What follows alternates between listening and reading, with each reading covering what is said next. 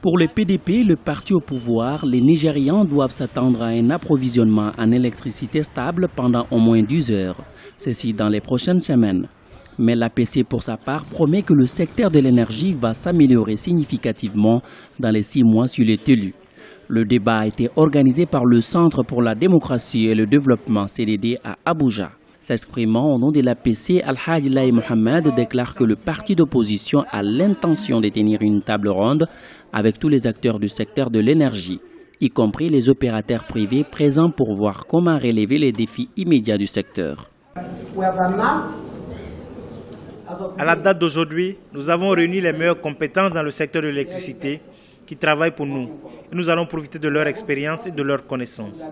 Mais le plus important, c'est qu'ils vont travailler dans un gouvernement qui n'aura aucune tolérance vis-à-vis de la corruption. Ils vont travailler dans un gouvernement qui promeut le changement. Ils vont travailler dans un gouvernement dont la principale préoccupation est de prendre en compte les besoins du peuple nigérien. Malgré l'engagement d'accroître l'offre d'électricité au Nigeria à 7000 MW, l'année 2014 a été marquée par une baisse continue de l'approvisionnement en électricité. La production d'électricité dans le pays a oscillé autour de 3000 MW. D'avril 2014 au 30 novembre 2014, l'alimentation de la NC a chuté à 3351 MW, mais pour le Parti démocratique populaire PDP, les conditions d'amélioration du secteur de l'énergie existent et seront exploitées au mieux. Nous avons pris le mauvais chemin au cours des 30 dernières années.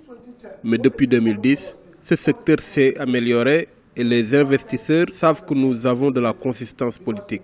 Il faut encore investir pour que tout soit parfait. Nous devons le faire au plus vite. C'est ce à quoi nous nous attelons.